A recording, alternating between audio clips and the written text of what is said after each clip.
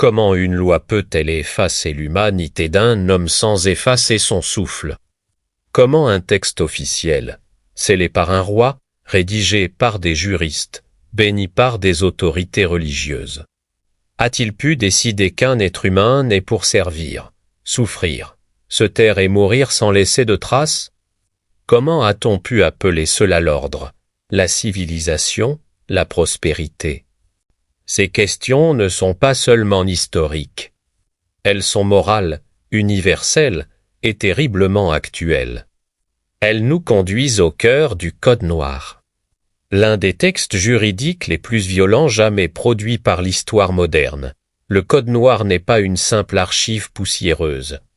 Il est la preuve écrite que l'inhumanité peut devenir un système rationnel, administratif, presque banal, lorsqu'elle est enveloppée dans le langage du droit. Promulguée en 1685 sous Louis XIV, puis adaptée et réaffirmée pendant plus d'un siècle. Le Code noir encadre l'esclavage dans les colonies françaises, mais le mot encadré est trompeur. Il ne protège pas l'esclave, il protège le système qui l'exploite. Il ne limite pas la violence, il l'organise. Il ne corrige pas l'injustice, il la normalise. Ce texte commence par une négation fondamentale: l'esclave n'est pas pleinement un homme aux yeux de la loi. Il est un bien meuble. Cette formule, froide et juridique, est peut-être l'une des plus cruelles jamais écrites. Un bien meuble ne possède ni volonté propre, ni droit naturel, ni avenir. Il peut être déplacé, cassé, remplacé, en faisant de l'être humain une chose. Le Code noir a ouvert la porte à toutes les brutalités possibles, car ce qui n'est plus humain peut être traité sans humanité. Mais le Code noir ne se contente pas de réduire l'homme à un objet économique. Il s'attaqua à tout ce qui fait l'essence même de l'existence humaine. Il contrôle le corps par la violence légale. Il contrôle la famille en autorisant la séparation des parents et des enfants. Il contrôle l'amour en réglementant le mariage et les unions. Il contrôle la mémoire en interdisant les langues, les cultures, les croyances ancestrales. Il contrôle même la mort en décidant quelles vies méritent d'être pleurées et lesquelles peuvent disparaître dans le silence. Le Code noir prévoit les punitions. Il détaille les coups de fouet. Il autorise les mutilations. Il légitime le marquage au fer rouge. Il punit la fuite, non comme un cri de liberté, mais comme un crime contre la propriété. Et l'esclave qui tente de s'échapper n'est pas vu comme un homme aspirant à la dignité, mais comme un objet défectueux. Et cette logique est implacable, elle transforme le bourreau en simple exécutant de la loi, et la victime en coupable de vouloir vivre libre. L'un des aspects les plus pervers du Code noir est son hypocrisie morale. Il impose le baptême chrétien aux esclaves, prétendant leur offrir le salut spirituel, tout en leur refusant la liberté terrestre. Il parle de religion, mais oublie la compassion. Il invoque Dieu, mais ignore l'amour du prochain. Il transforme la foi en outil de domination. Cette contradiction révèle une vérité dérangeante: une société peut prêcher la morale tout en organisant le mal, tant que ce mal sert ses intérêts. Le Code noir n'est donc pas seulement un texte raciste. Il est un système total qui articule économie, politique, religion et violence pour maintenir un ordre fondé sur l'exploitation. Il crée une hiérarchie des êtres humains, où la couleur de peau devient un destin juridique.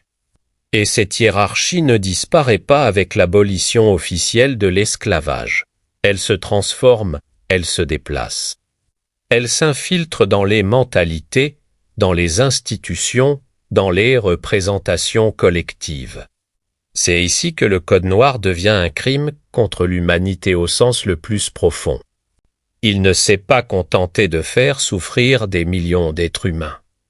Il a enseigné au monde qu'il était possible de penser l'inégalité comme naturelle, la domination comme normale, l'injustice comme nécessaire. Il a laissé des cicatrices invisibles le sentiment d'infériorité imposé, la honte fabriquée, la peur transmise de génération en génération. Il a produit des silences, des oublis forcés, des mémoires brisées. Au milieu de ce long plaidoyer, une parole s'impose à vous qui lisez ou écoutez ce récit.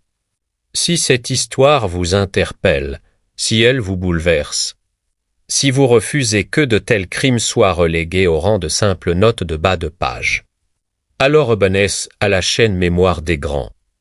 Cette chaîne existe pour cela, redonner une voix à l'histoire, rappeler que la vérité n'est jamais inutile et que la mémoire est une forme de justice.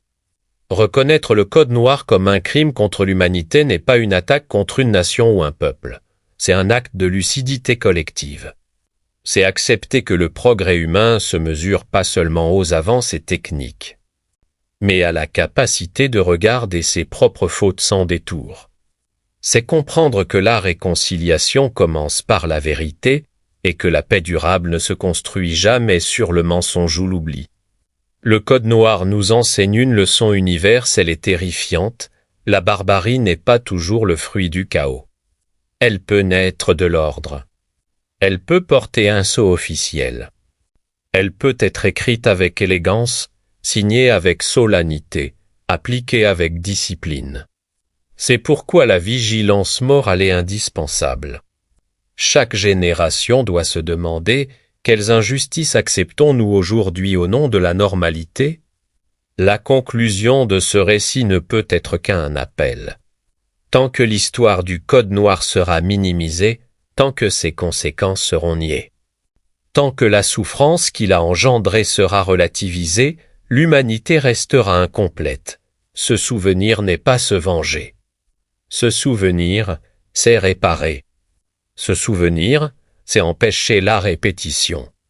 Si ce plaidoyer vous a touché, instruit ou éveillé, abonnez-vous à Mémoire des Grands, aimez et partagez ce contenu. Chaque abonnement est un acte de mémoire. Chaque partage est un refus de l'oubli. Tant que nous porterons cette mémoire ensemble, aucune loi ne pourra plus jamais prétendre qu'un homme n'est pas un homme.